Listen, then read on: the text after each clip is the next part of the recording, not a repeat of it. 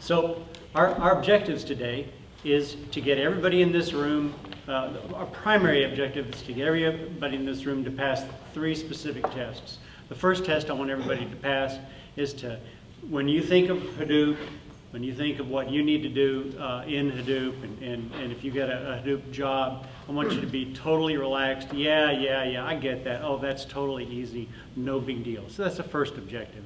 The second objective that I would have would be that when somebody tells you, oh, just go do it and don't bother automating it, don't bother writing any code to actually set up a process for automating your Hadoop process, I hope that your reaction would be one of intense fear, and I'd like to take a lot of this demonstration just to show you why that would be the case, so that you would really actually wish to automate that process rather than just start slinging code madly. And the third test I would like to pass is that when everybody leaves here, they can jack up their rates $5 an hour, and then we all win. So. Now Hadoop is a big buzzword now, and so just to cover the essentials, I'm going to cover a lot of stuff really fast in this presentation. I'm going to try to enumerate it so you can pick it up real quick, but I'm not going to take questions until the end of the project, and all of the slides, all of the code, all of the resources, even a YouTube demo of the demo portion. It's all going to be available at the end, so you don't have to take notes if you want. You can just let it wash over you. I'm also going to do a demo at the end. A demo twice of where the stuff is. So if you don't catch it the first time, we'll catch it a little bit on the second time. So my bio here is I've been a dev for 20 years officially, full-time dev for 20 years. The last 15 of it has been Java. I did grow up automating in a different industry, in a physical production line. And what happened is that kind of gave me an almost involuntary obsession with systems and automation. In another way of expressing that is I usually tend to automate first and then try to come up with some excuse of why I automated later. So that's kind of why you see that I've done some of the things that are perhaps a little overly automated. Since 2000, I've been Data Fundamentals, and we are now a 2-man shop. So the first task was what? The first task was to get you guys up to speed and really relaxed with Hadoop. We're going to show you how to do that in a manual sense, and we're going to define the term special snowflakes.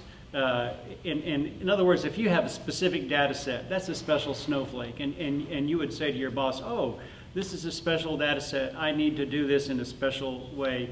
And by doing all this stuff and learning how to do it, of course, we figured out how to jack up our rates $5.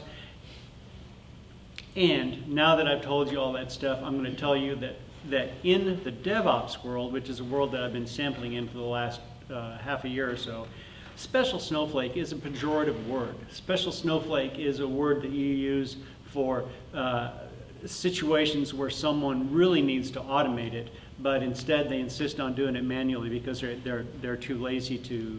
That's a judgmental word. They're not abstracting the piece of it that could be easily abstracted.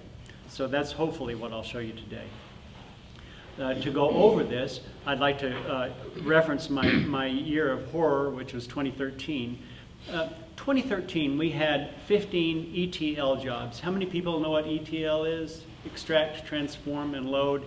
That's just a fancy term for get a bunch of data and stuff it into Hadoop, or get a bunch of data and stuff it into wherever you're doing that. It's a real important term now because we're all in this big data world, and we're finding that what we're used to, what we're accustomed to, is we're accustomed to having data on SQL databases. Now we're actually having to stuff that data on all kinds of disparate data sets, and everything is a materialized view this and a materialized view that, and we don't use SQL databases for a lot of what we're doing now. So in that world, we're doing a lot of this extract, transform, and load stuff, and that's one of the first things you need to do in Hadoop. You've got to get all your other data, put it in Hadoop.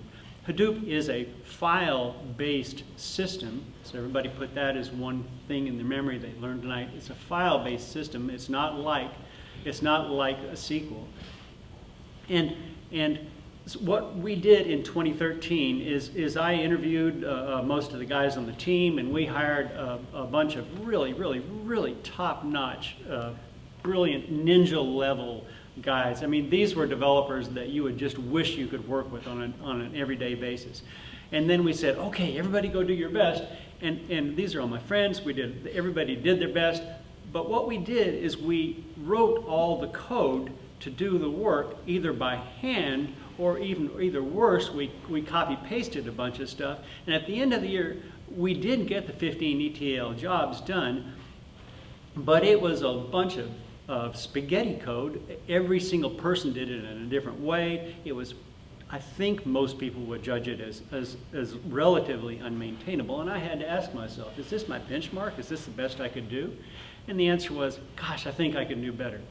Okay, so now that's my introduction on where we're trying to go into this. But now we have to start looking at Hadoop and what Hadoop is. So to do an ETL job, the first thing we have to do is get our data, and we have to serialize our data into something that Hadoop likes. Now, having said that, Hadoop likes any kind of data you give it as long as you tell it how to handle that serialization format. You could make up your own format. For example, XML and JSON. Everybody knows XML and JSON, right? But you could come up with your own serialization format, and as long as you wrote all the necessary code for Hadoop to handle it, you could give it to Hadoop, and it would be able to do that. But everything that you put in this system needs to be serialized, and the most important parts of this slide, and this slide could easily be a 3-hour slide or even a 6-week deep dive if you wanted to. The important things you need to know is you're probably going to have to pick a serialization format, and you're probably going to want to know about thrift, protocol buffers, and Avro. Thrift, protocol buffers, and Avro are binary protocols. Just know that they exist. Know that Facebook and Evernote and lots of other heavy-duty corporations utilize thrift. You need to probably know that most of what is inside Google is probably all protocol buffers. And you might wish to know that the Hadoop author created after those two, and using those two, he created this thing called Avro, which is also a binary protocol. And that's Doug Cutting, the inventor of Hadoop. So whichever serialization protocol you use, you have to serialize your data. So I'm telling you that now. So now you have in your mind, hey, when I put stuff into Hadoop, I got to serialize it into some kind of a serialization format. In this particular case, we're using Avro. I made one little project for creating Avro from delimited files, which is available at the end of the talk. But now, having said all this, everybody please understand this is the last I'm going to say about the serialized protocols, and just understand that you have to do that as part of Hadoop. So now let's look and see what it really means to get data into Hadoop and what it looks like when it's there.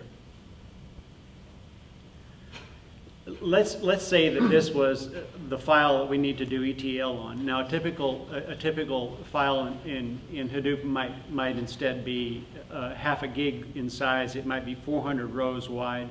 Lots of ours were, and it might have obviously a large number of rows. Here you have just 5 columns and six rows. You can see ID, name, tag, code, size. Inside Hadoop, the same table after we import it, and this is a SQL view of Hadoop. This is a Hive view of Hadoop. It's we're going to cover the file itself in a second, and my data is not there. Oh, there it is. Okay, thank you. This is what it looks like inside Hadoop using the SQL interface, and this is a Hive. Hive is an external tool that allows you to query data that's inside Hadoop as if it's SQL. So let's do this as SQL. Tag, code, and size.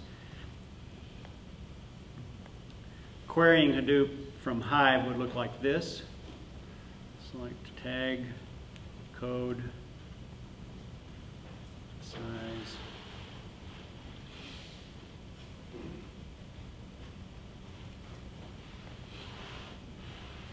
It's going into MapReduce here. These are the MapReduce tasks being executed here.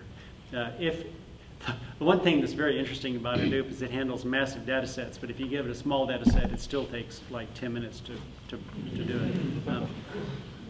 But you can see I was able to execute a SQL query against this data set, even though it's really not SQL data.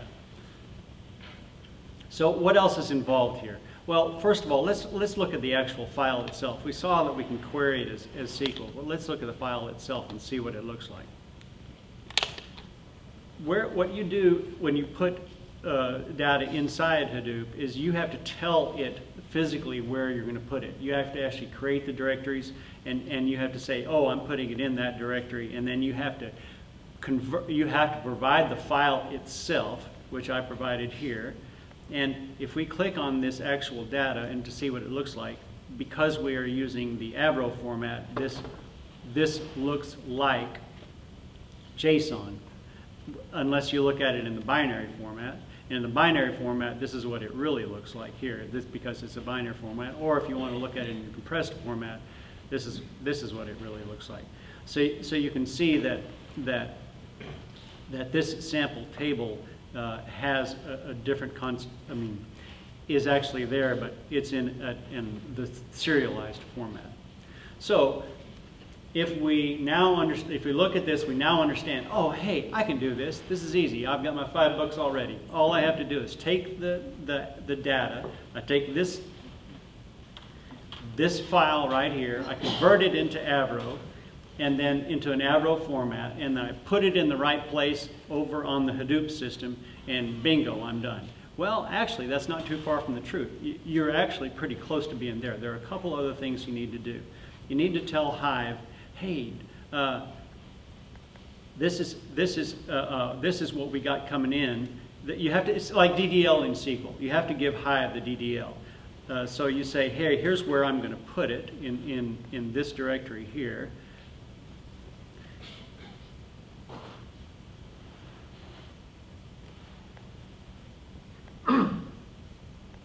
So this is where I'm going to put it here. Good, got that covered. And then this is where the schema for this particular file is right here in this directory. Oh, okay, well, except we didn't talk about where the schema is. So we've talked about the DDL, but not the schema. Now let's look at the schema. So far we've only learned two things, right? The location of the data and the fact that you got to serialize it. Okay, and three things, you got to give it DDL. So to do the schema, this is the schema file here, and you'll notice this is a JSON file here. This is particular to an Avro format. The schema would be different if it was not Avro. But you can see here the same 5 columns: ID, name, tag, code, size, and it will accept either null or string for each of these. You know, like SQL DDL, you can tell it int or whatever else you need to tell it. So now we have one more thing that we need to tell it. I think we're up to 5 now. We need to give it a SQL. So we got 5 things is all we have to remember so far, and we can add that $5, do an ETL job, and we're done. Except for one more thing. We're almost there, Mark. We're almost there. So we have the data in here. We figured out how to tell it where the data is going to be, and we figured out how to get the schema file written because we wrote some quick little thing to do a schema file. But I kind of lied when I said that this is where. Remember I said this is where the data is going to be, and that's what I put in the DDL statement. But that's really not the whole truth, because we got this ETL date here, which is partitioned by. And we don't even really know what that means yet. So sure enough, I've got one more folder deep, and this other folder is where the actual file is. And this other folder says ETL date equals, in this particular case, 2014-620. Okay, so now that's 6 things that we got to know. We've got to get the partition set for the data. This is not real hard, right? I mean, everybody agree that $5 was easy so far? All we have to do is figure out those 6 things. I've got to write this particular folder, give it all the proper permissions, put my Avro file in that folder, and I now have an ETL job. Yes, that's almost correct. That's all you have to do. You just have one more. No? We're almost there, guys. We're almost there. We're almost there. Coach, I think benches. We got one more step we got to do to get this data in there. And we got to run this alter table and say, dude, we got this data coming in and it's going in that partition. And then we have to tell it where the partition is also. So that's just a command that we run. And if we were running this in Hive, for example, we would take that command and we would, and you could actually do this, by the way. It's not confusing. You could actually, and then just paste it in here and then execute this as SQL. So I would execute that as SQL. I would execute this other DDL as SQL. Again, we're familiar with this because we work with SQL databases. It's all the same stuff as SQL databases. You're telling it what to do DDL-wise. And now, with this last step here, and of course here, this would not be a variable. This would be a literal here. I'd have to put in a real date. But with this last step, we can now say we're done. The presentation is over. We got our $5. Let's go home. Okay, good. As you might guess, this particular process of getting data, please be the right one, yeah. This particular process of getting data into the system is pretty error prone. Okay, let me give you some example. I might have an Adobe Omniture file, which is a cookies file with half a gig in size, 400 columns wide, or it might be 200 columns wide today, and then they send me a new file. Then they send me a new file the next day, and oh yeah, by the way, the schema is different, and some columns have been rearranged, and we have an extra partition that we need. That the business analyst needs for his query, and also we got another 200 columns that we added to the ones that we switched order in. If you're talking about that level of stuff all in files like these, and you're having to specify all this information, all the metadata about where everything goes manually, it's a big copy-paste job. It's real prone to error. And not only that, but it has a bunch of hops to get there. You actually have to get all the files in place and then test it. And then you find out what isn't working. And if two things are not working, God bless you.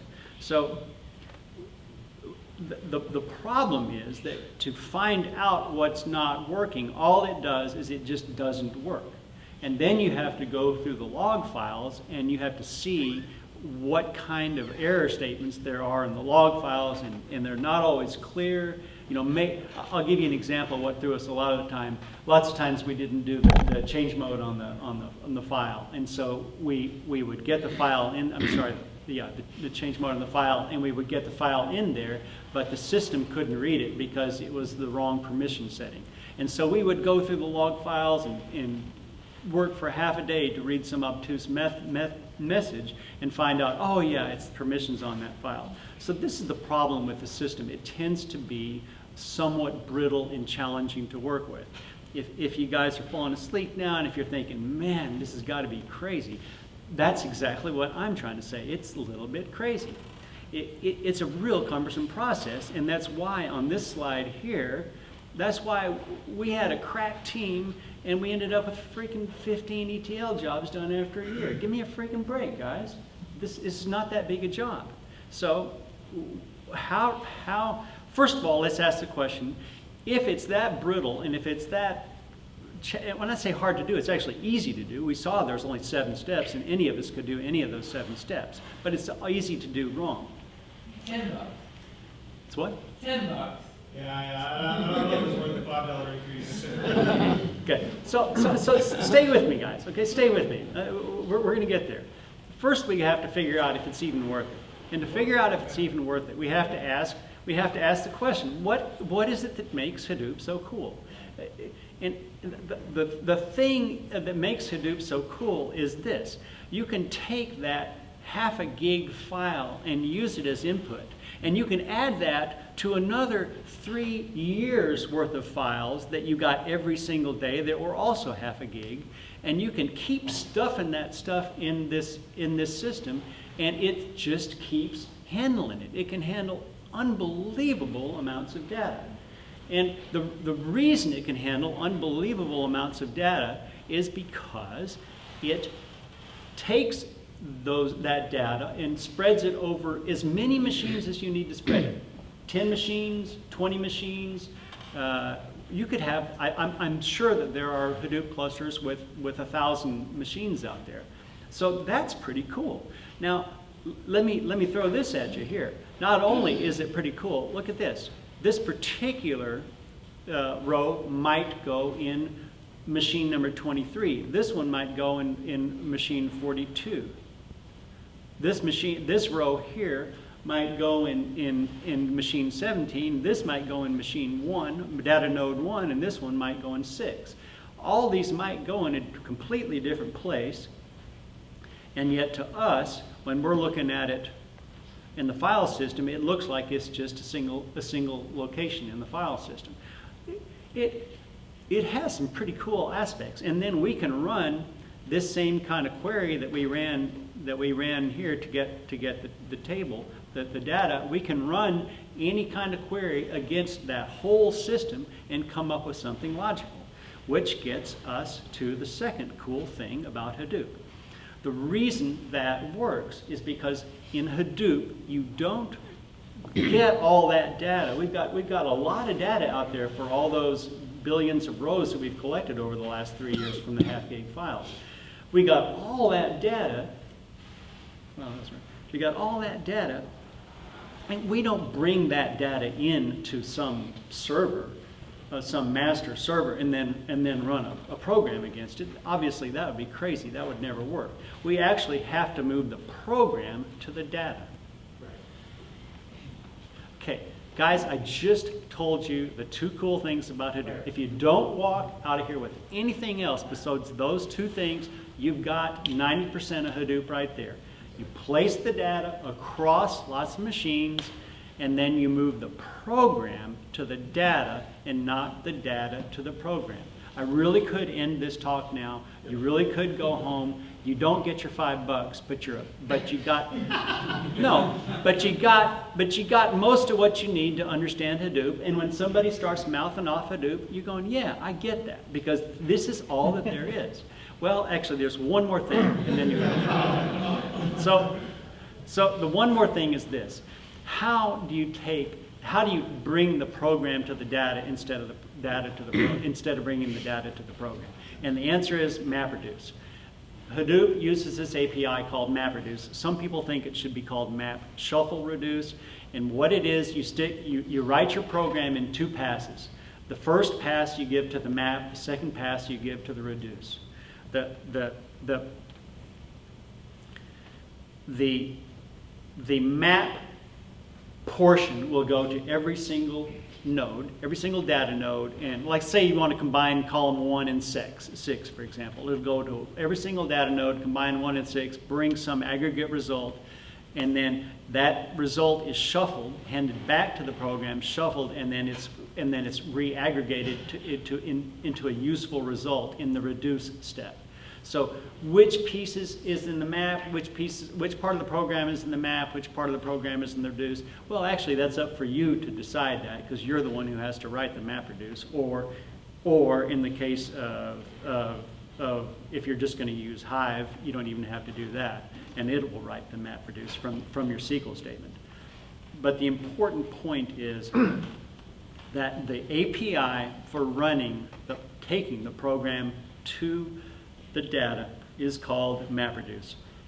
And that's those 3 things. If you just walk out of here knowing those 3 things, you will understand the big lion's share of Hadoop.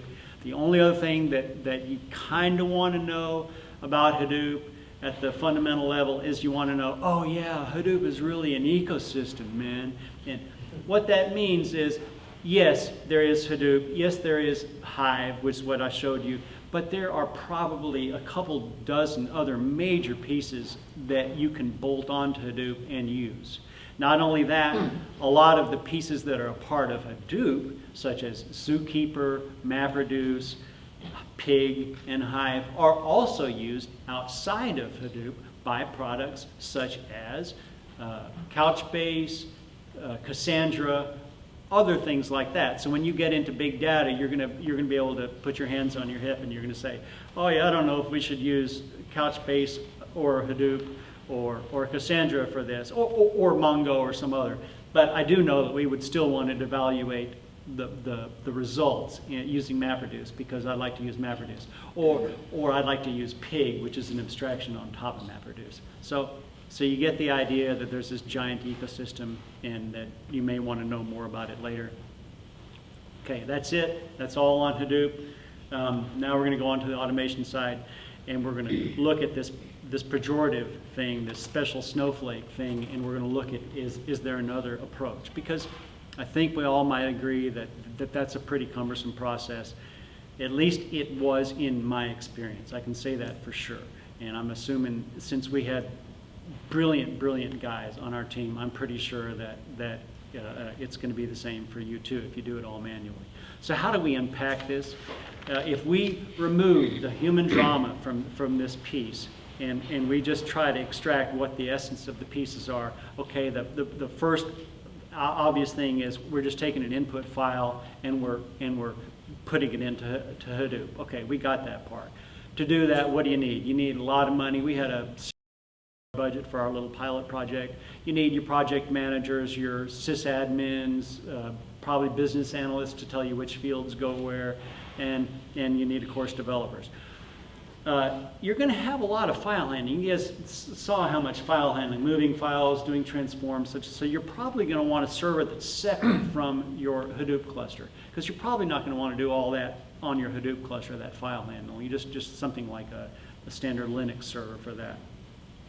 We already discussed you're going to have a schema for your data, assuming that you use something like Avro that requires a schema, and you're going to have to run that schema with the DDL. So you got that piece.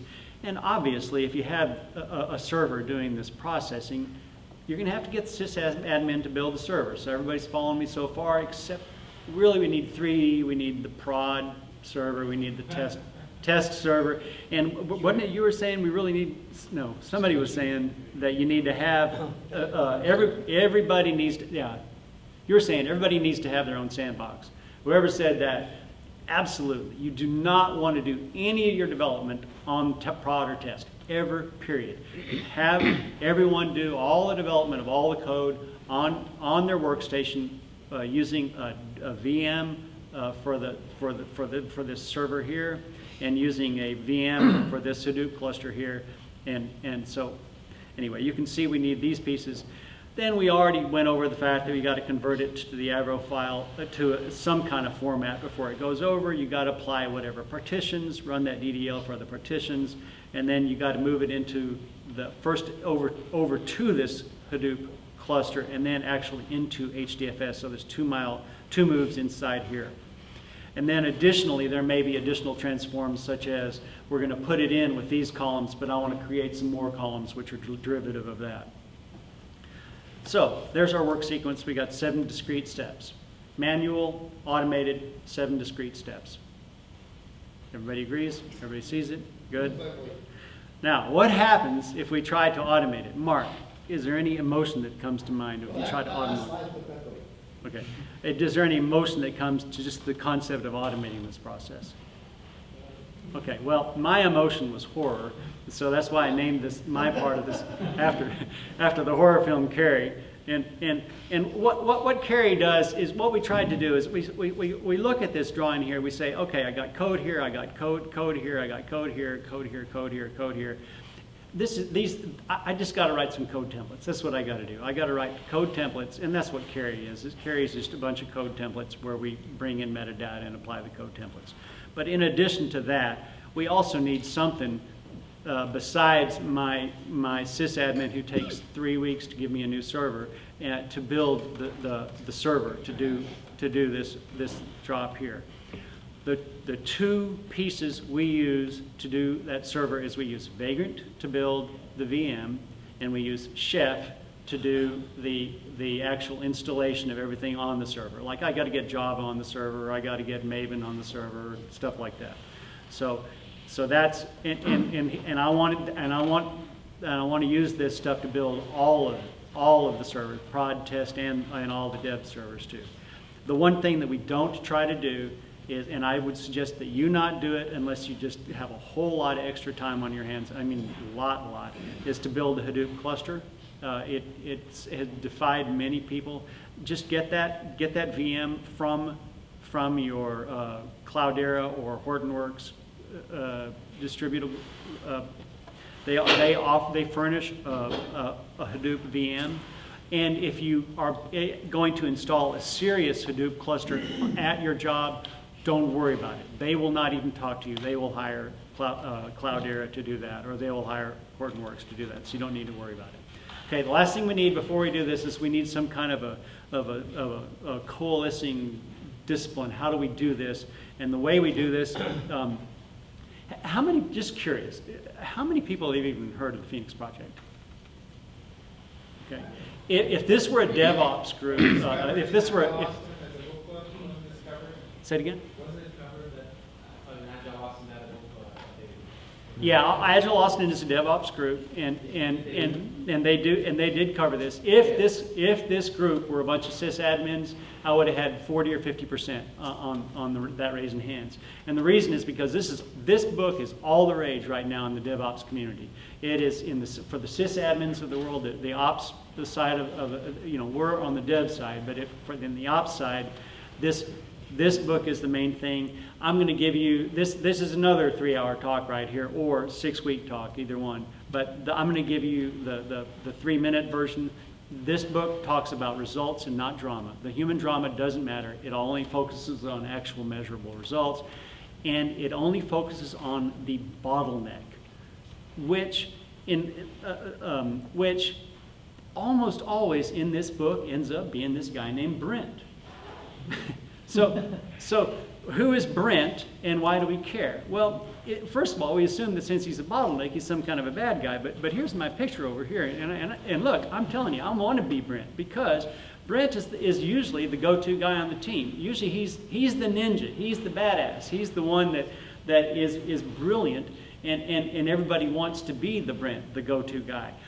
But Brent is a bottleneck when he insists on doing everything manually. If you tell me to go do this Hadoop job, and I am creating all this stuff by typing in commands in a shell script, in a shell, and saying, okay, cd this, mkdir this, change mode this, mv this to that, I'm going to be 6 weeks doing it, and then that's only the first time because you're going to change it 12 times, and then I'm going to have to redo all those commands. So Brent is a problem when he insists on doing everything manually. He may enjoy the attention of being a problem, but he's not really the drama queen anyway. So that's all about Brent. How do we help Brent out? And again, when I say how do we help Brent out, who's the Brent in the room? I'm the Brent. You're probably the Brent too. But how do we help this out? Well, if I go back to that 2013 bad year that I had, the first conclusion I would come to is we need to stop Brent from doing fun stuff that's just reinventing. And Mark, you're going to want to chime in on this, but don't. But what we did because we were so damn smart, and I told you we hired ninjas. This is a team of ninjas, and we recreated Apache Camel, or at least the parts of Apache Camel that we needed. And not only that, we recreated it freaking twice. We blew our entire budget by recreating what we could have found in Apache Camel. It was all there. We just ignored it because we were so damn smart that we had to do that. And by the way, it didn't end up being that good. But what we created, we ended up first creating Java, which is at least testable and maintainable, and then we ended up recreating it in Bash scripts. You haven't seen spaghetti code until you've seen this stuff. But the important thing is we need to make sure that Brent is enabled to use existing. He's encouraged to to do proudly invented elsewhere instead of not invented here. And we need to give him the tools to do that, which in this case is Apache server, Camel server. And we need to encourage him to take all the time that he saves by not reinventing and use that in cleaning up the design. Because if we really automate this stuff in terms of code templates, we want some really clean templates. The worst thing in the world, if you're going to automate something, is to create a bunch of bad stuff. If you're going to create a bunch of stuff, create good stuff. So we will let him clean up his design real well.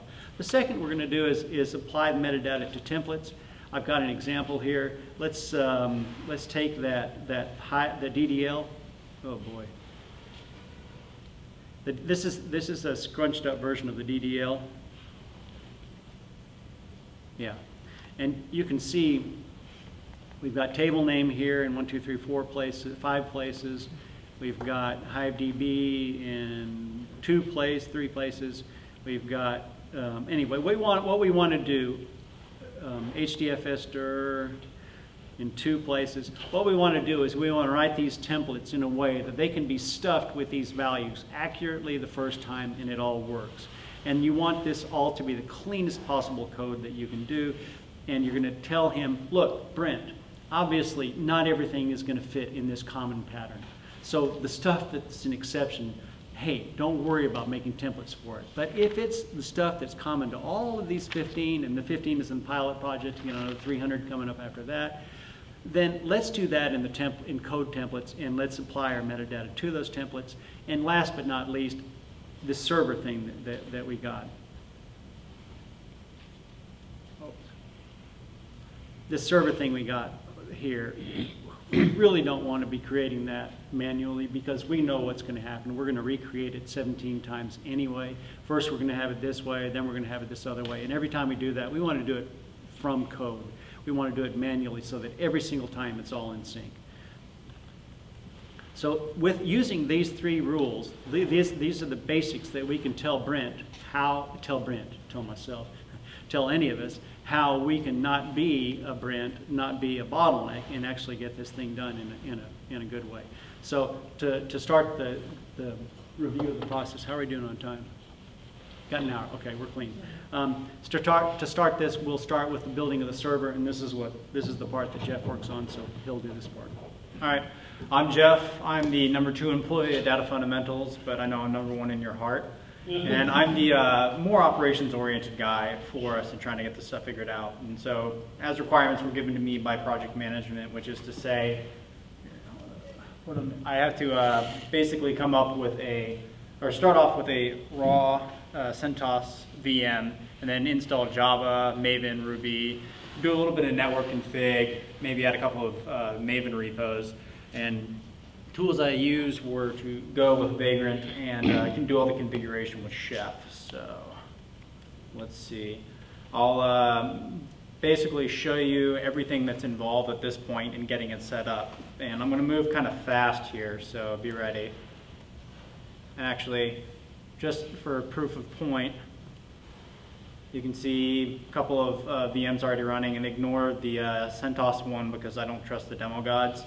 But here is basically all that's involved. There.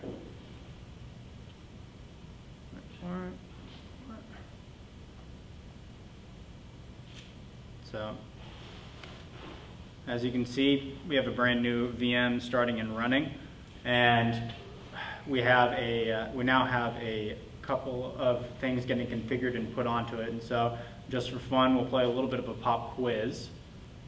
And just in general, can anybody actually answer and tell me what is Vagrant and what it actually does? Yeah, go ahead. Yeah, Vagrant's developed by HashiCorp. It allows you to spin up virtual machines using many different types of providers. Right. Including EC2, VirtualBox. Right. Yeah, and that's the important thing. It's just a front end for spinning up virtual machines of any instance and type that you want.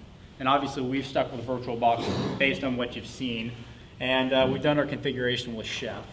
And Obviously, there are other tools. So I was going to ask, can anybody name any of the other 4 major tools out there that are using that do configuration management? And one of them is not Bash scripts.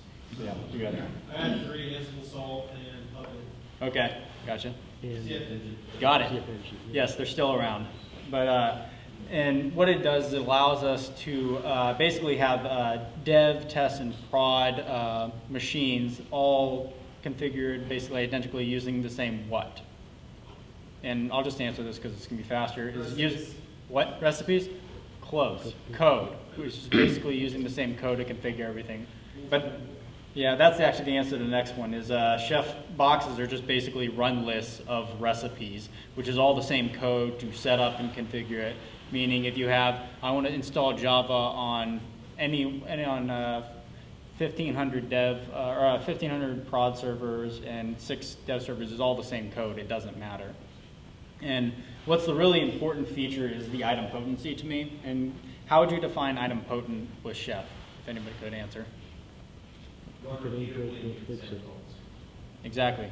This guy gets a gold star today. I like I him. can't hear what he's saying. Okay, he's saying that basically you can do multiple runs of the same code and it only does the one action once, meaning that if you have 15, if you do 15 or 20 runs or you have it set on a cron for your machine to make any updates, it won't create 15 of the same file if you have it specified in the run list, or it won't add 14 new users every time you do a new run. It just sticks with what and does it once, and that's pretty powerful stuff. And actually, I bet you we're done by now. Yep, everything's done. That server is up and running. Just as a fun bit of extra credit, I wanted to point out that Docker is using containers, which is analogous to VMs, but they're basically going to be the future. So if you want to know what's going to happen in the next couple of years, that's going to be really cool. Keep an eye on that. Yeah, absolutely. And I guess I'll just pass. Go ahead. MapReduce was the one that did it last week. Right. Yeah, they Docker had their official first conference in. Yeah.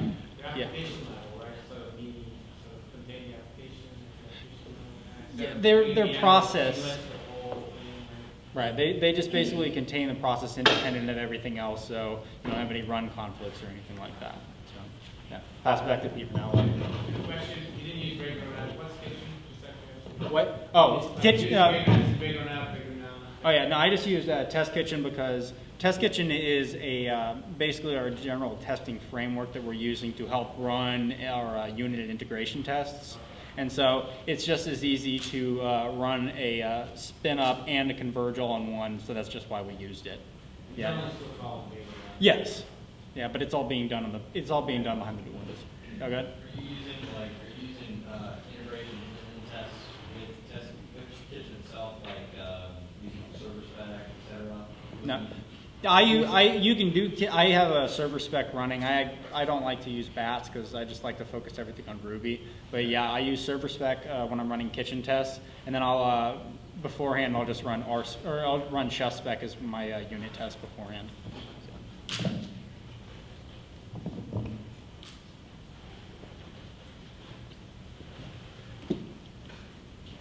Okay, so now we should have our machine.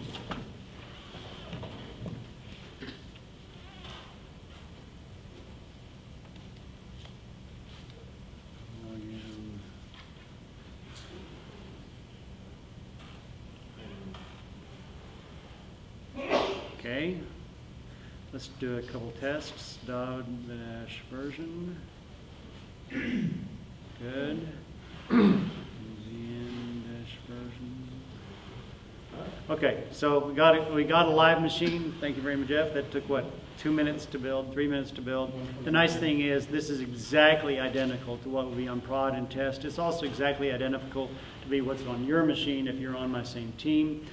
We're golden now. I don't have to worry about changing configuration files when I move from machine to machine. Life is easy. So we got one of the problems solved. The second problem we got to get solved if we're going to automate this process. We got to actually collect the metadata. Again, I told you I wrote this cute little project, and I'm going to give you the code for my project, for the Carry project, But I'm not, and you're welcome to do anything you want with it, but I'm encouraging you to think of this as a demo of what you would do rather than what I'm going to do. I just wanted to show everybody that it's possible and that it's real drop dead easy. So the way I wrote this little project, this little carry project, is first you got to log in and it's going to collect some. We're gonna make up a face name. Mark, what's your last name? Meandro. M-E-A-N-D-R-O. M-E. Meandro. D-R-O. Okay, say it again. M-E-A-N-D-R-O. Is that right? Yep. Okay, we're gonna pretend like Mark wrote this. We need an IP address for the server that Jeff built. Let's confirm that. Now, is this the collecting metadata that will generate then you use generate? Yes, this is the vagrant file? yes. Again, this is the metadata that will fill in things like HDFS dir and table name and things like that. HiveDB, stuff like that. That's what we're doing right now. And look, you're going to look at this and then you're going to go, dude, that was really cute, but you could have done that with a properties file, and you'd be right. So. Oh yeah, I needed the IP address for the server Jeff built. Okay, good. It did build with the address that I had hoped. So it's 3344. Home vagrant is the home. We just checked that. We do need to tell it for sure that this is building from my box. Okay. So now it says I'm going to add a data source. And you guys are going to have to help me here. We don't have unlimited time, so make it real fast, dumb answers. We need a unique name for this particular thing. So somebody give me a unique name. Waldo. Waldo? And we need a class name for this guy here. UT. UT. I'm going to make it harder. Unum text. And package name. Awesome job. Okay. Org dot Austin Jug? Yeah. Okay, there you go. The drop folder, this is good enough. Work ETL drop. Again, what is the drop folder? That's the place that we're going to take the file, we're going to drop it into that folder, and it's going to process it, the data. We only know how to do Hadoop with this system. We do need a partition scheme, so we're going to just use current date instead of. We could use it, take the date out of the file name, but I'm not set up to do that, so we're not going to. And we're going to have this take the column head. We're going to build the schema file from the column headers. So there's other ways we could do this, but in this case, we're just going to do it this way. So we are now ready to submit. Oh wait, it's Hadoop. It recognizes that I need more things. I need what table do we need for the table name? Vivo. And with your guys' permission, I'll take this default is fine for the FTP dir and HDFS dir. We have to have default as a DB because that's what the Cloudera VM uses. And we need Cloudera and Cloudera for the username password. And we know we need this because this is what the Cloudera VM does, but we don't need that. I need to know what that is. So looking at the Cloudera VM, it says 56101 is the 192, 168, 56101. Come on, people. 56.101 is what we're going to use for our SSH address. SSH port is 22, submit. Okay, here's our little properties file looking deal. And you can see this has got all the features that we need to populate our little code templates.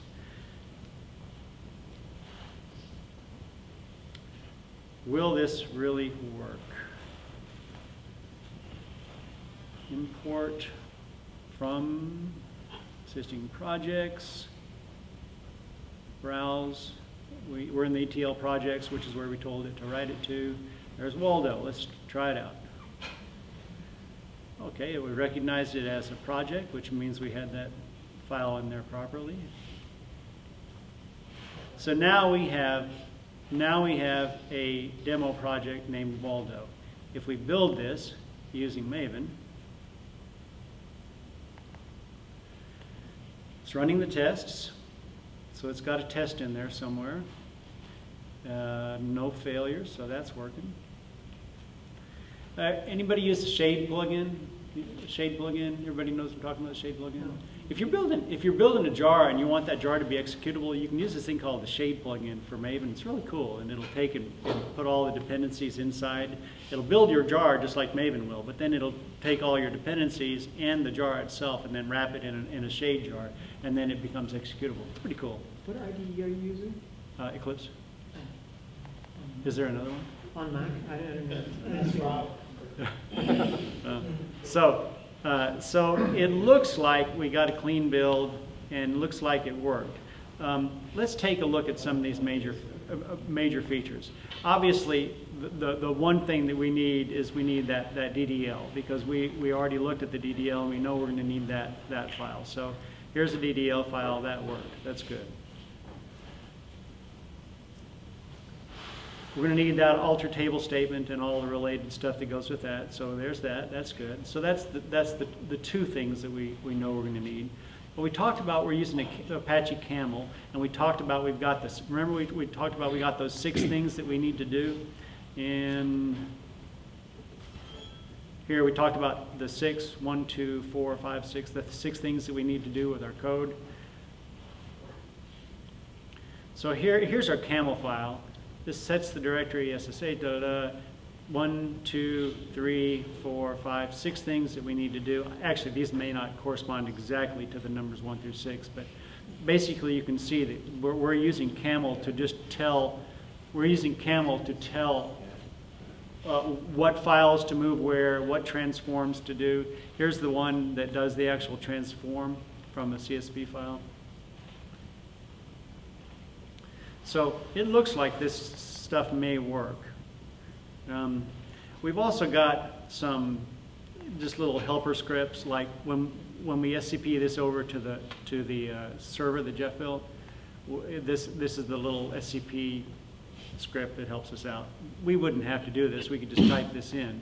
But I have found everything you have to type in is another chance for error. So if you can write it into a stupid script and put it in a placeholder, especially if you're already collecting the metadata, what the heck, make it easier. So let's see what happens if we go onto my box, ls, there's Waldo, and let's try to run that deploy to server thing. Source, Waldo, then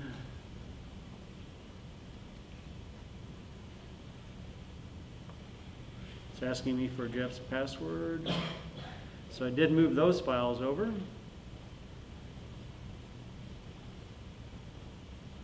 Got one more. Okay. So supposedly we moved the stuff over there. Let's look in Jeff's thing and see if they're there. Okay, I got a Waldo file there, and I got a setup.sh script, which will supposedly, if we run that setup.sh script, it'll place everything where it needs to go. It's got a bunch of make drs and change owns and MVs in it. So source, setup. Yeah. So anyway, this is again running the Maven build first, because this needs the binary. Then it runs the shade jar, builds it into a shade jar, runs the test. And then, if this works, the last thing it does is it runs this main.sh. And main CDs into the Waldo directory, and then runs the jar. A little bit about this jar, guys. Not only will this jar run just like I'm running it here as its own executable, but it is also an OSGI jar, which gives us what advantage? Mark, what advantage does this give us if I've got an OSGI camel jar here?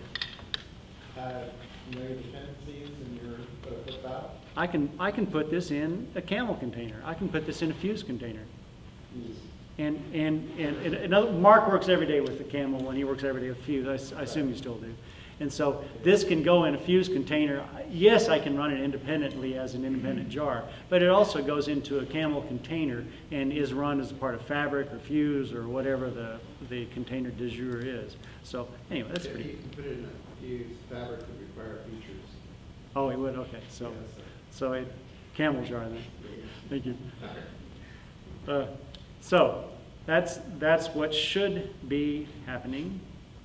Now, if that did work, what you would see here, come on, oops, wrong one. Come on. Oh, great. I just screwed the pooch here. One moment, please.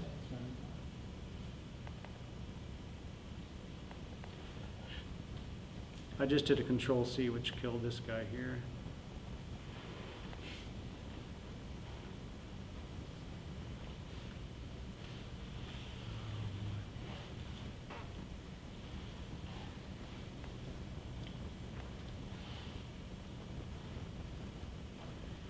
Home, vagrant, work, ETL projects.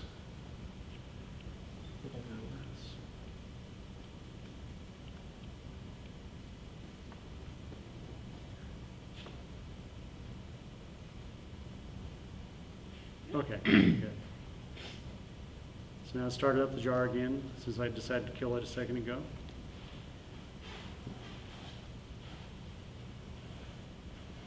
Now what it's doing, it's pulling this ETL folder, this ETL drop folder every minute or so. In a second we ought to see the next one. And so if we just create some data, drop it over into there, we'll know whether or not this project is bogus or not. I need your help one more time, please. I would like to create a data file for Waldo to test with. So we're going to take the previous file,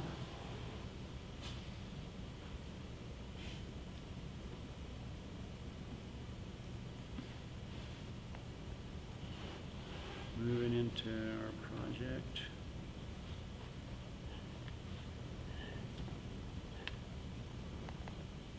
Okay, I need some help here. I need to start changing some stuff. I'll start here, Waldo. I need some other names. Mark, I've been picking on you all night, my favorite. Rob, I'll pick you here. I need a column. I need another column here. Age. I'll do my age first. 96. 7. No, actually, I'm not looking to. Sorry, what I meant was. Sorry, this is what I meant. Sorry. There. Sue's going to be 16, and Bill is going to be 25, and just for grins, Harry is going to be 101. Let's change tag to. What? Wait, suitcase. Wait. Okay, so now we have everything we need to know that this for sure is our deal. So if we've done this, let's go back to our thing, and you can see how many times this polled while we were creating this file. It's looking for that file. It wants that file bad. Let's see if it works. So I go to my guy here, and I've got a script for deploying that too. So I go. Oh, thank you. At least somebody's watching out for me. Source, bin, no. Source Waldo, bin, dev 2. Okay, now I need Waldo, source, test, resources, Waldo. Okay. So this will supposedly dump that file that we just put in the drop folder, and it's going to take care of everything. How many people believe it really will? Okay, sorry. Vagrant. Okay, at least that part worked. Look. The first thing it did is it copied the file. the Waldo file. So we can see that it copied the Waldo file. And then we can see that it ran the transform, so that part happened. And then we can see after that it moved the file over. And then once it moved, then it moved the file a second time. Oops. And then it apparently looks like it's finished because it started looking for the next file again when it finished that. So theoretically, we have a completed demo, and this file will be there. So if I look in Hue, there's the Bevo table. So far so good. If I browse the data, there it is. Waldo, Mark, Rob, 96 age. Didn't have to go look at log files and figure out what the error was. Where's the Hadoop cluster? I thought these are hard to build. We didn't build this Hadoop cluster. This, okay. I told you we would go too fast, so we did. We went too fast. We have a Hadoop cluster right here. This is a VM that we got from Cloudera. Okay, this is the important thing. We got it from Cloudera. You could build this VM yourself. You could use Chef and build it. If you do, would you send me the recipe, please? Because we can't freaking out how to do it. And by the way, nobody else can either. But these things are real hairy to configure for some reason. Hadoop is real screwbally to configure, and so we just get it from Cloudera, and we just SSH into the one that we get from Cloudera, which is this window here. I'm in the server here. So it's a virtual machine? It's a virtual machine, yeah, and it's a virtual machine that we got from Cloudera, and for a dev, it's perfect. It's everything you need to do for a dev, and since we can create everything from scripts, which is where we're doing it, it works the same as our prod and test, even though prod and test might have 500 or 1,000 nodes, so it's all good. So you can see the data goes in here. If we go into our file system, we could also see, and you guys kind of need to tell me how far you want to go, because this is a repeat of what we did. We'll see exactly the same thing that we saw before. It's got a bevo-chavro file, which is, you know what it's going to look like when it's going to look like JSON data. It's got a schema file that should have been created. Well, it would have had to have been created, otherwise it wouldn't have worked. It was auto-generated from that first row. There's our age here, and here's our weight here. So it's got all the pieces that we need. Remember, we needed, what, 7 things to get the ETL done? It's got all those pieces done. And I remind everybody, you don't need to remember everything that you're seeing now, because all this code is online, and you can, and I think we'll even put the presentation online. But well, no, let me get to the end, and then we'll just go on ahead and do the whole, because I think we're like 2 slides away from the end. Let me, and then we can open it up all the way to questions, and we are way ahead of time, which is really good. Go drink beer early. So, we went over the fact that the binary is an OSGI version jar. We went over the fact that we were trying to make it simple, clean, and well designed, and I hope you agree it looks at least moderately simple. I don't know if I can say it's well designed, but it's simple and clean, and if you had to maintain this, it would be relatively maintainable because it's only in a few files. We did hope to get it JUnit integration tested, and did I already show you that part, the code? Okay. We showed that it was running. So we have an integration, a JUnit test running. This is really not this is a mock here, and it just shows that the camel server is working basically. But we now have a harness here that we can put any tests we want into the system here, and it's going to run it for us. So that's not too terribly shabby. And we also have supporting scripting, which is the scripts that I showed you that we use to move files around and stuff like that. So all in all, not terribly bad thing to have. And by the way, for each one of these code demos, I've got a YouTube link that you can, if you go and get the slide off the slide share, you can click this link and it'll run the demo in your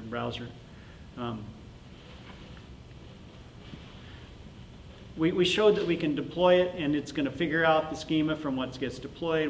We showed that it compiles with Maven, runnables, okay, on and on. We've got the schema created, DDL run. So all these things that we tried to do, we have done. So what are our takeaways? And I'll get to your question in just a second.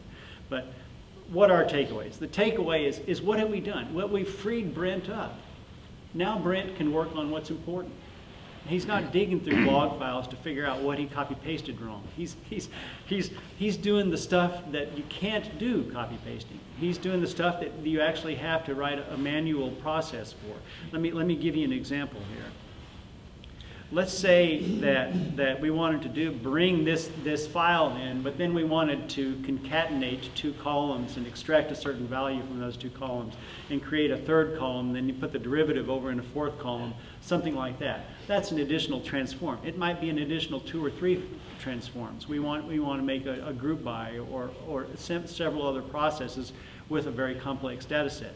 That allows, we have now, because we haven't used any of Brent's time to do this copy-paste work, we now have given Brent all the time that he needs to do that work and to do it well and not hurry through it because he got caught on this stuff.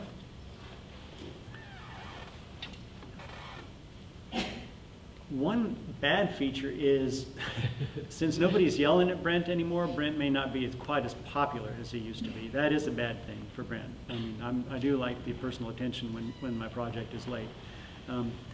But of course that never really happens in real life. But anyway, so that shows us some of the takeaways. So here's where I ask you a question. If we define a home run as stuff that simply wouldn't be even possible if we hadn't done this with a special snow, if we had done this manually, stuff that would not even be possible. Does anything fit that description? Any takers on that one? That wouldn't even be possible. Okay, well. I don't understand the question. Okay, if we define a home run, with all these takeaways we got, we define, okay, this is cool, but is it a home run? Well, it's a home run if you can do something that you couldn't even do manually. Yeah, like spin up little dev environments. Yeah, so that's the first one, spin up dev environments. If you can't even do that manually, if you're doing it from scratch, I'm sorry, you don't have enough time. You're going to screw it up. The dev environment's going to be slightly different than the test, and the test is going to be slightly different than the prod. And especially since you changed the prod because you had this one feature that you just realized you had to add at the last minute. Now you for sure don't have it in your dev because your dev you created before, and now I didn't have it created the same way. And the only guy that knows how to do that is the sysadmin, and he's in California. But anyway. Now we've got one way to do them all, and boom, you pop a switch and you run them all again. So that's not even possible doing the other approach. What's a second thing that is a home run? Absolutely. Your manager comes to you and he says, man, that is really cool. I really like the work you're doing. The Hadoop stuff is really great. But these particular 3, we got 15 ETL jobs here. These particular 3, I talked to this Cassandra guy, this Cassandra vendor, and he really wants me to try Cassandra out on these 3 because they're a specific type and size that would really be perfect for Cassandra. And if you've done all this stuff manually, you may or may not be host. In this situation, you just write some new code templates. You take the part that already works, for example, the serialization to Avro, boom, rerun it, branch your code, rerun it, and boom, you now have a Cassandra branch for the same code, or a Couchbase branch for the same code. Now, that's something that you just simply couldn't do if you're going to take this approach in a manual special snowflake kind of a world. So, number 3. This is a little bit more abstract, but I know you're going to identify with it. So Mark, I come to you. I know I pick on you.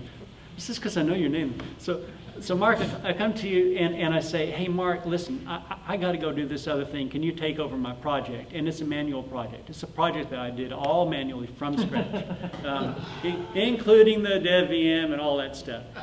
Just give me a wild guess. How long is it going to take you to get everything set up and fixed? Weeks, right? I mean, if it's lucky, it's going to take weeks, and you're probably going to rewrite half of it because, frankly, you couldn't understand that part.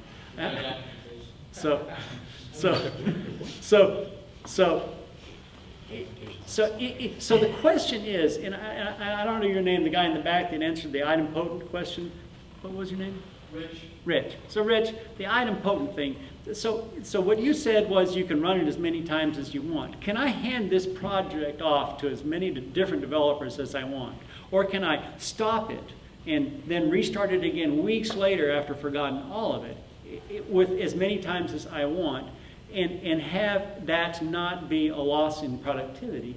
And if you could do that, that's kind of like idempotent, only it's on the effort. It's like effort idempotent. So anyway, that's...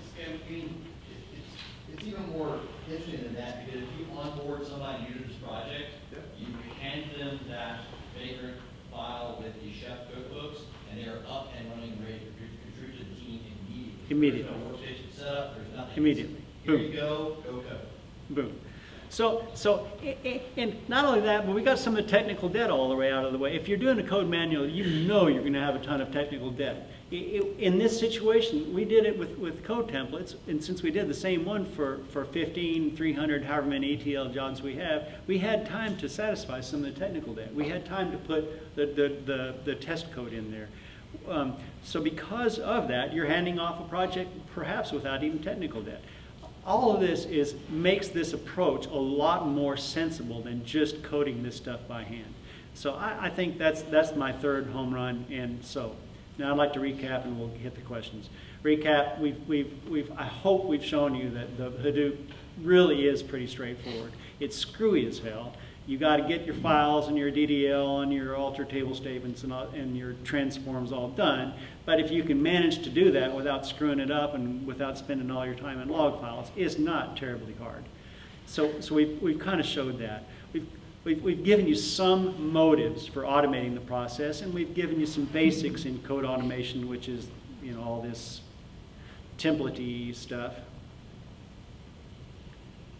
So we kind of got that covered, and we showed you a demo of the infrastructure automation. If you haven't followed any of the DevOps stuff that's going on, there's a whole community that's just full of activity right now. I'm a dev. I never pay attention to that stuff. Dude, in this town, it is going crazy with that stuff. And if you want something interesting to watch, that is an interesting place. And last but not all, at least for everything that we've shown tonight, we got code at the end of the presentation. For any future resources, I'm just going to tell you my best bet if you're going to look for future resources is Hortonworks. There's two big dogs in the Hadoop world, Hortonworks and Cloudera. Cloudera does a better job of selling work and getting paid. Hortonworks is super cool and seems to be better at providing good free stuff. I got two resources for you on the Camel side of the world. The best one that I found so far is Gerald Cantor. Everything I've found out about Camel, I found out originally from Gerald Cantor at this very location here at this meetup, and he's now in Kansas City. Otherwise, he'd probably be out here haranguing me. And also Mark is working with Camel too, so he's a great resource. I used a lot of Camel in Action book. The Camel mail list is very excellent. And I'm probably guessing, Mark, that you can probably tell me that the Red Hat support is probably pretty good too, right? Excellent. Okay. Yeah, they're real good. So if you're looking for deep dives, here's a list of deep dives. Any one of these things on this list, you could easily lose 6 weeks on. There's that list. If you want to see more of these kind of things, if you want to invite us into your shop and have us do a little demo for your boss, give us a sample data, just let us know. This is the last side, so I am open for questions. So you take that CSV file and then feed that to your Camel project, and that is what then takes that and then converts it to the Avro and then spits it out to like your Hive instance, and then it goes out to all the HDFS stuff. Is that how that works, or? Yeah, for good reason. What Camel is Camel is called integration server, and again, this is easily a 6-week deep dive if you want to do it. It's just a Swiss Army knife of every possible thing that you could do in a want to do in a distributed environment. So what you do is you tell Camel, hey, monitor this directory and watch for a file. And if you find one, then do this transform to it. or move it here. Try. It's just a way to lace together commands that you would have to write. It's got kind of a, using the term leaky abstraction, I had to look that up a few weeks ago. What is a leaky abstraction? How many people use that term, leaky abstraction? Camel is pretty good on leaky abstractions. There's a whole bunch of things that you can do the wrong way with Camel, but if you have the patience to figure out how the syntax works, you can do just about anything with it. Okay, so I can see how Camel does the transform to Avro, and that sort of uploads it to Hive, and then Hive does the part where it actually splits it up into like how it gets on the HDFS. Yeah, what you do, you put it, you use Camel to move it over. Let me do it on this one. You use Camel to put it over to monitor this drop folder, and then it does the transform, and then it drops the transformed file into an FTP directory here on the main Hadoop master, on the Hadoop master. And then you say, oh, okay, now that you got it in the FTP folder on the master, let's move that into HDFS. And the way you move from just a regular system, regular OS into the HDFS is you use these HDFS commands. Let me see if I can find one. So using it will like control, like the traffic. Right, right. If you want to just kill yourself with over information, go buy one of the ThoughtWorks books by Martin Fowler and a couple other guys called Enterprise Integration Patterns. And it is it's one of the hardest books in that series, and it will just overwhelm you with all the different possible permutations of stuff that you might need to do. But it's kind of like a Swiss Army knife. And I was going to show you. interrupted there, yeah, that was I was going to show you. What was I going to show you? How the thing got into the Hadoop house system. Yeah, that's what it was. Okay. So I'm going to show you the script, but I could have just as easily done this in the shell. Okay. This is what's important. This command here, HDFS space DFS dash make dir, is the equivalent of the bash make dir, only it's on the HDFS system. And then it says, okay, put this folder here, make this directory inside the inside HDFS. And again, if we ask ourselves, what is HDFS? Right. HDFS is the simulated file structure. Right. Yeah. In other words, this file structure doesn't really exist in a literal sense. Right. It's actually placed all over the dang place. But this is what it looks like to us. And that's what HDFS is.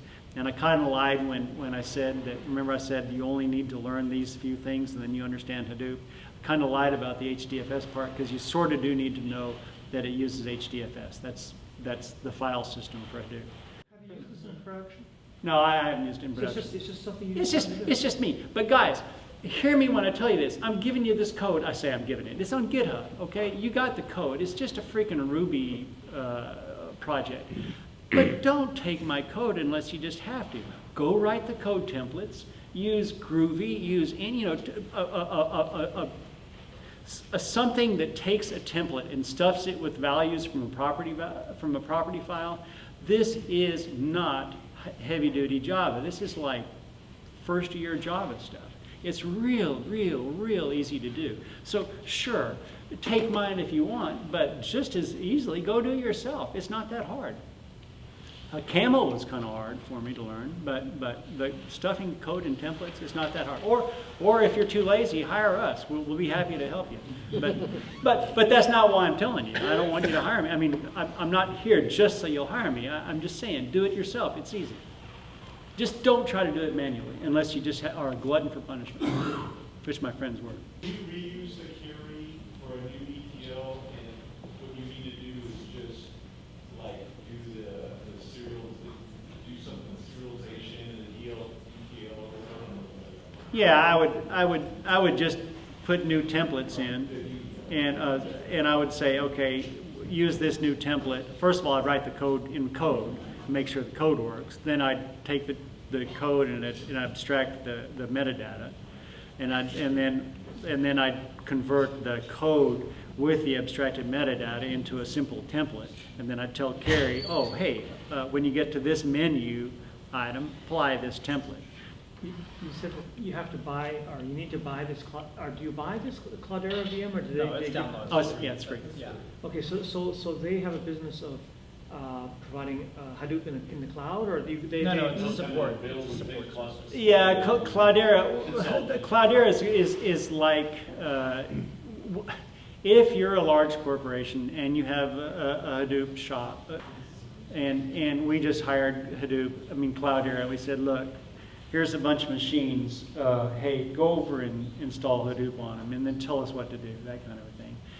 And they charge, $75 million an hour, and or whatever it is. It's more than I bill, I know that.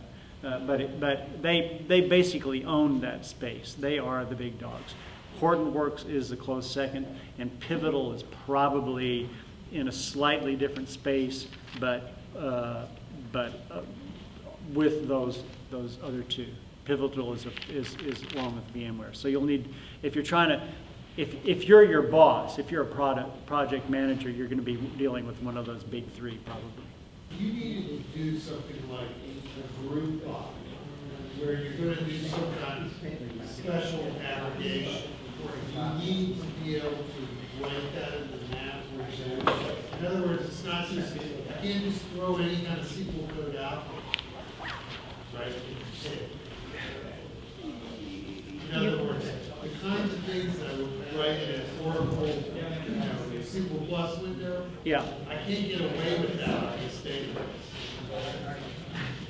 So in answer to your question, I don't know if I have it.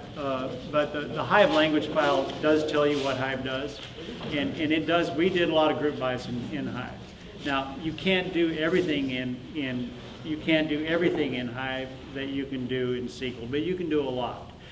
That portion which you can't, there is also Impala and there's also Hawk. Impala is by Cloudera, and it's much faster than Hive. And there's Hawk and Pivotal, which are additional tools that also have additional capabilities. But I think most group buys you can do inside Hive. You may choose also just to do additional transforms, just to create entirely new data sets, just to So do if I that. had things where I was like trying to get, like everything was in there as a string, and I needed to go into like some section of some string, Oracle uses string, right? You want to group by whatever this value is. Right. You want to write something custom like in a map. Yeah. I mean, you're not going to have all those goody. This is this part here. You're referencing this part here where you got additional transforms, and we just went into another 6 meetings just to cover those. I mean, it's a real big topic. There's also indexing, and there's also which index thing do you want to use, Solar, or do you want to use any number of indexes? So it's a real big topic that covers a lot of stuff. Actually, this is mostly a joke, but looking at this slide, I say they actually can interpret it as how to put out here to see other sides who are crossed out. So if you stick with the old technique, don't you have more billable hours and more people employed? Well, if you can work in that environment, yes, you can make more money. I can't because I go crazy. But if you can, I want our motto is we want to automate ourselves out of a job. We want to get in and get out and make you happy.